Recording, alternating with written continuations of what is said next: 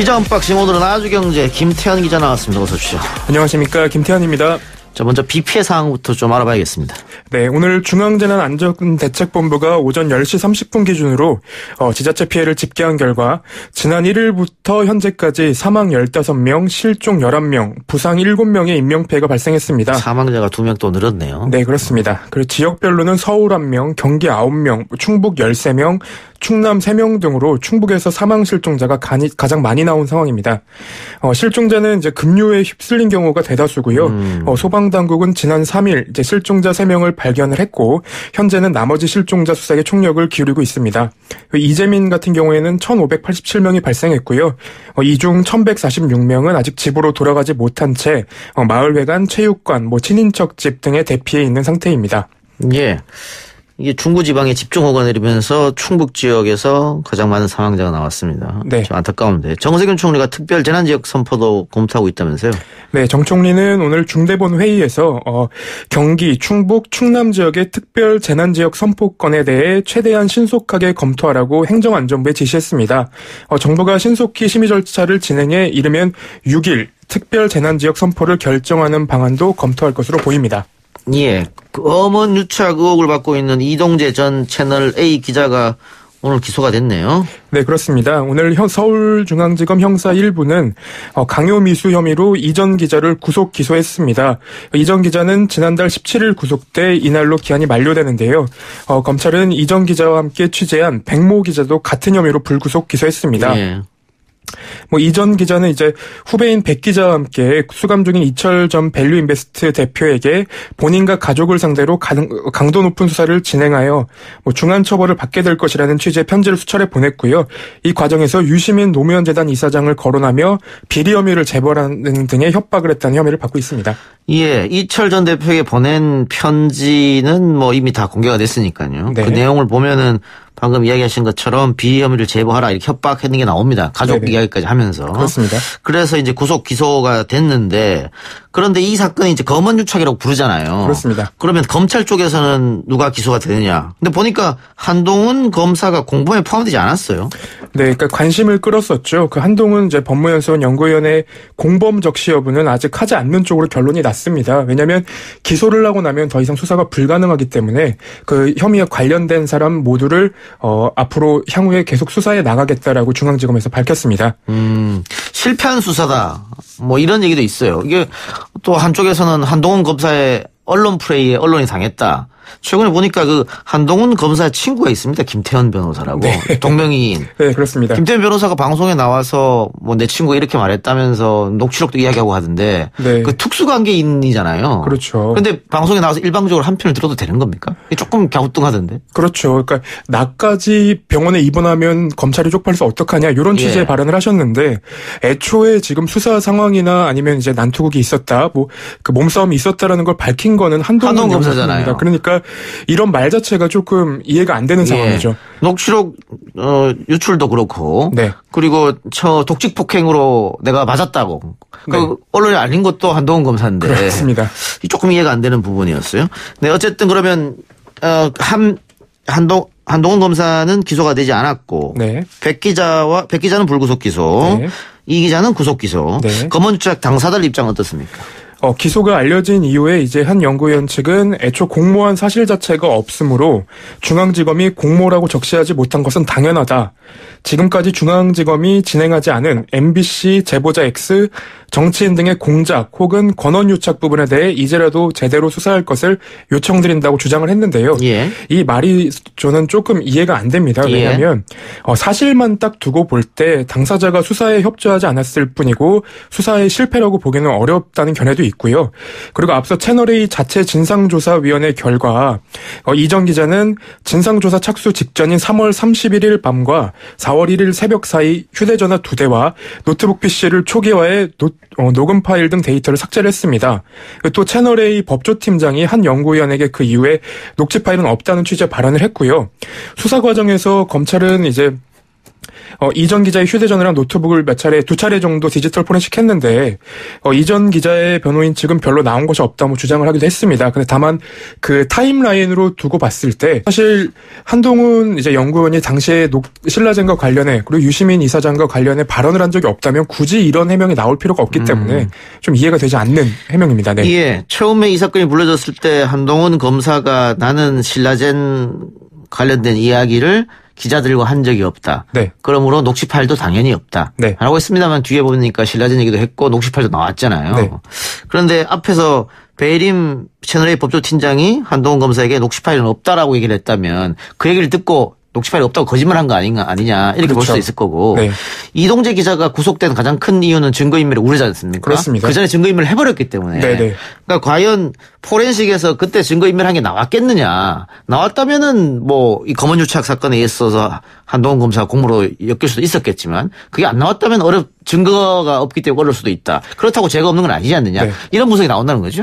그렇죠. 그리고 컴퓨터가 느려졌다고 포맷을 해달라고 회사에 노트북을 제출을 했는데 디거우징 상태였다는 거죠. 예. 그러니까 더 이상 증거가 나오지 않을 정도로 완전히 초기화된 상태. 그렇다면은 그 안에 뭐가 있었을까? 그 정황적으로는 의심이 가능한 부분이 아닌가 생각이 듭니다. 예.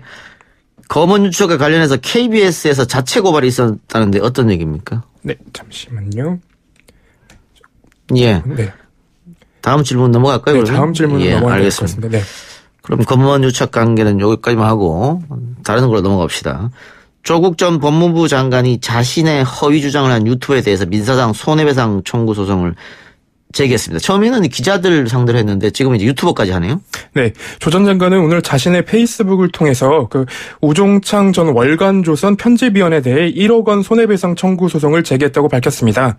그는 이제 조국 전 장관은 저에 대한 허위 사실을 주장한 사람에 대한 첫 번째 민사소송이라면서 하나하나 따박따박 간다고 말을 했고요.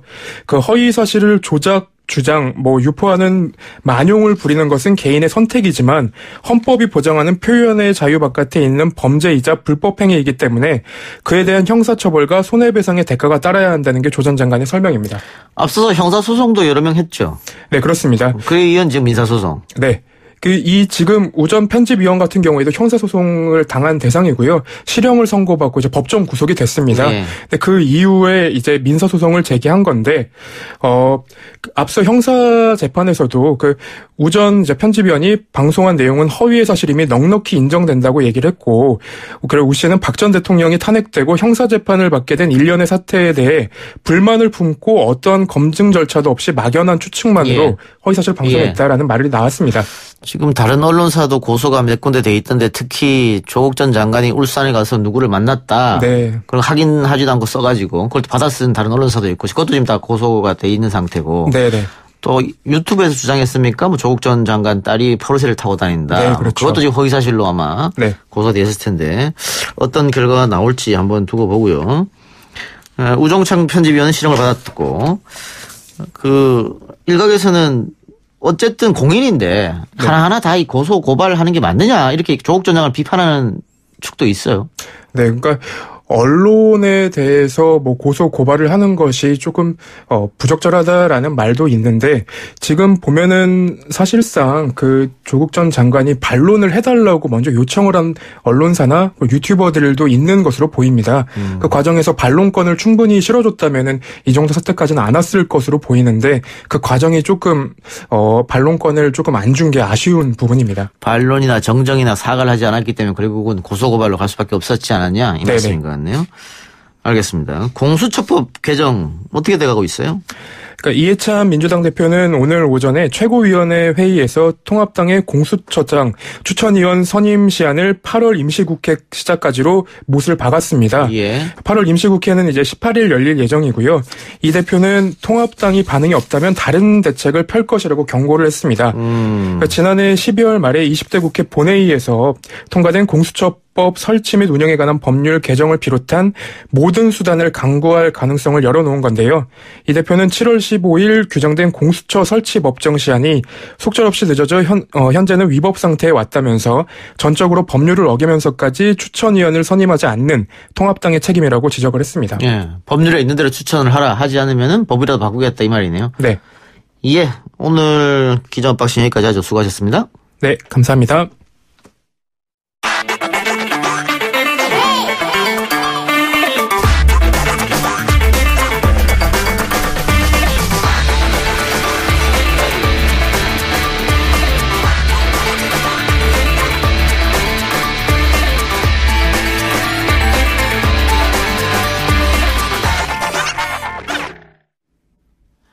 사상 유례없는 폭우가 중부지방에 쏟아지고 있습니다. 밤사이에는 태풍이 남긴 강한 저기압까지 통과할 것으로 보여 앞으로 더 강한 비에 강풍까지 동반돼 피해가 더 커질 것으로 우려되는데요.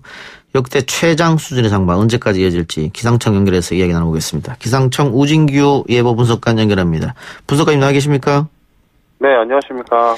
예, 지난 주말부터 많은 비가 쏟아졌는데 오늘도 비가 오는 곳이 있고 또 오락가락 하는 곳도 있고 지금 예보를 보니까 다음 주까지 계속 비가 내린다 이렇게 보도되던데 맞습니까? 예, 일단은 다음 주 10일까지는 대체적으로 이 정체 전선의 영향으로 이 장마가 조금 더 이어질 것으로 예상을 하고 있고요. 예. 이후에도 장마 막바지에 들어서면서 이 정체 전선 영향이 조금씩 줄어들긴 하겠지만 국지적인 소나기나 기타 다른 원인에 의한 비로 그 다음 주에도 조금 더 비가 내릴 것으로 예상이 됩니다. 예. 최근 몇 년은 장마라고 해서 며칠 동안 비가 내리고 이런 경험이 잘 없었던 것 같은데 지금 너무 오랫동안 비가 내리고 있거든요. 이렇게 비가 오랫동안 내리는 이유가 어디에 있을까요? 네, 이번 장마 기간 동안이 이렇게 길어지게 되는 이유는 우선은 북쪽에 있는 찬 공기의 강도와 좀 많이 연관이 되어 있는데요. 예. 평년에 비해서 북쪽에서 우리나라 쪽으로 떨어져 내려오는 찬 공기의 강도가 예년보다 매우 강하게 형성이 되면서 이 전체 정선 자체를 끌어올리는 남쪽의 북태평양 고기압이 실제로 굉장히 많이 올라오는데 한계를 가지게 되었습니다. 예. 그러다 보니까 두 찬 공기와 따뜻한 공기 간의 세력 싸움이 장시간 우리나라 주변에서 발생하게 되면서 예년에 비해서 다소 긴 장마 기간이 계속 이어지게 되었습니다. 예. 그것도 지금 전국적으로 동시다발적으로 비가 많이 내려서 좀 걱정인데 네. 시간당 100mm 이상의 막 폭우가 쏟아지는 것 앞으로 며칠 동안 좀 대비를 해야 됩니까? 또 그럴 경우가 많습니까? 내릴 가능성이? 네, 일단 오늘 밤부터 내일 낮에는요, 이 중부지방과 전라도, 그리고 내일 낮에는 경상도를 중심으로 이 천둥 번개를 동반한 시간당 50에서 100mm의 매우 강한 비가 내릴 가능성이 있는데요. 예. 이는 며칠 전에 중국 상해 남쪽 부근으로 상륙을 한 제4호 태풍 하구핏이 소멸되면서 남긴 이 저기압 소용돌이가 이제 오늘 밤부터 우리나라 쪽으로 접근을 해서 내일까지 영향을 주게 되거든요. 예. 때문에 지금 현재 우리나라 중부지방에 머물고 있는 정체전선에 이 저기압에 가세된 구름까지 더불어지게 되면서 매우 예. 강한 비가 내릴 것으로 예상이 되고요. 시간당 매우 강한 비와 함께 최고 300mm의 매우 많은 비도 내릴 것으로 예상이 되고 있기 때문에 주의가 필요합니다. 최고 300mm요? 예, 대비를 하셔야겠네요. 근데 하구핏이 소멸돼 갔다 말씀하셨는데 또 다른 태풍이 올 가능성도 있겠죠, 당연히. 네, 물론 있습니다. 지금 현재 우리 기상청에서 내놓은 장기 전망을 살펴보면요. 우선은 지금 현재 태풍이 발생하는 지역, 그러니까 북서태평양 지역을 중심으로 평년과 비슷하거나 조금 적은 개수의 약 13개에서 15개 정도의 태풍이 발생할 것으로 예상을 하고 있는데요. 그중에 우리나라 정도에는 2개에서 3개 정도의 평년과 비슷한 수준의 그런 태풍이 영향을 줄 것으로 예상을 하고 있습니다. 예. 아까 예보관님께서 10일까지는 다음 주 10일까지는 비가 많이 내릴 것이다. 그러면 이게 예측하기 쉽지는 않습니다만은 장마 전선이 다 빠져나가서 다시 햇볕을 볼 수 있을 때가 언제쯤일까요?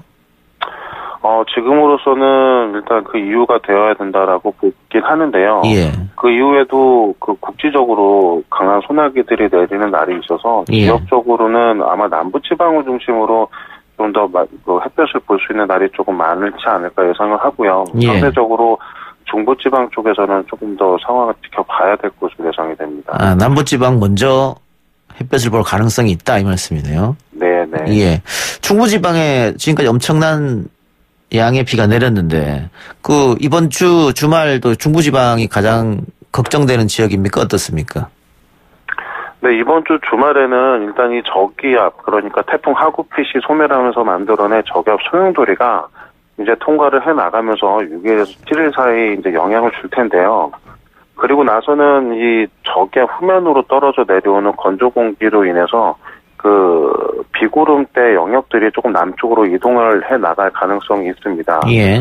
그래서 이 비구름대들이 이동하는 경로에 놓이는 중부지방 그리고 그 다음에는 남부지방 순으로 좀 비가 좀 내릴 가능성이 크고요. 예. 그렇기 때문에 전체적으로 비 양을 가늠하기는 어렵지만 좀 강한 강도를 가진 비가 전국에 오르내리면서 영향을 줄 것으로 예상이 됩니다. 예. 지금 서울은 군데군데 비가 많이 내렸다가 그쳤다가 또 조금 내렸다가 많이 내렸다가 계속 이러고 있거든요. 네네. 이게 아주 좁은 지역입니다만 어쨌든 예측하기가 지금 쉽지 않은 그런 상황이죠. 전체적으로는. 네, 우선은 가장 중요한 이유는 죄송합니다. 이 남쪽에서 올라오고 있는 매우 많은 양의 수증기 때문인데요. 예. 지금도 굉장히 비가 내리지 않는 지역을 중심으로는 굉장히 습하고 불쾌 지수가 굉장히 높아지는 그런 상태입니다.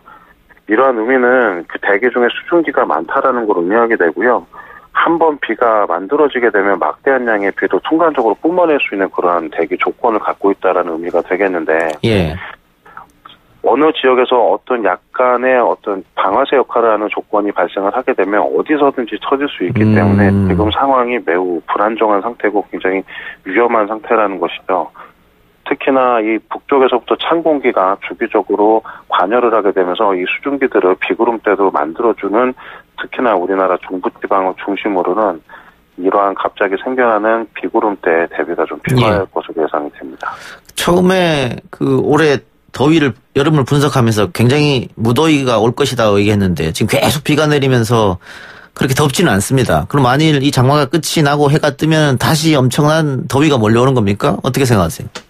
네, 지금 현재 상황을 비춰본다면요. 중부지방은 계속해서 정체전선의 영향으로 비가 이어지고 있지만 남부지방과 제주도는 며칠 전부터 폭염특보가 발생을 하게 되면서 매우 더운 날씨가 발생을 하고 있거든요. 예. 중부지방을 중심으로도 이제 장마가 끝나는 시기부터는 벌써부터 굉장히 뜨거운 공기가 대표져 있는 상태로 남쪽에서부터 올라오고 있기 때문에 순식간에 매우 더운 폭염이 발생할 것으로 예상하고 있습니다. 알겠습니다. 그 끝으로 기상청 예보가 잘 안 맞는다 이런 얘기가 있는데 어떻게 불가항력입니까? 그런 이제 언론에서도 그런 말씀들이 좀 있긴 한데요. 지금의 상황이 굉장히 위험하다라는 부분에 조금 초점을 맞추면 좋을 것 같습니다. 오늘도 서울, 경기도 수도권 지방의 비의 양이 조금 적었지만 이 우리나라 그 경기도 북쪽이나 강원 영동, 영서 북부를 중심으로는 하루 만에 최대 300mm 이상의 많은 비가 내렸거든요. 근데 이러한 비들은 시간당 100mm의 강강도를 갖기 때문에 내리기 시작을 하면 반드시 피해가 발생할 수 있는 그런 위험한 기상 현상입니다. 그래서 저희 기상청에서 예보를 낼 때 이러한 부분을 염두에 두고 예보를 내고 있다는 점, 그리고 굉장히 남북의 폭이 좁아서 이 인근 지역 간의 강수량 편차가 크기 때문에 조금 이러한 점들을 감안을 해주셨으면 좋겠습니다. 알겠습니다. 분석가님 오늘 인터뷰 감사합니다. 네, 감사합니다. 지금까지 우진규 기상청 예보 분석관이었습니다.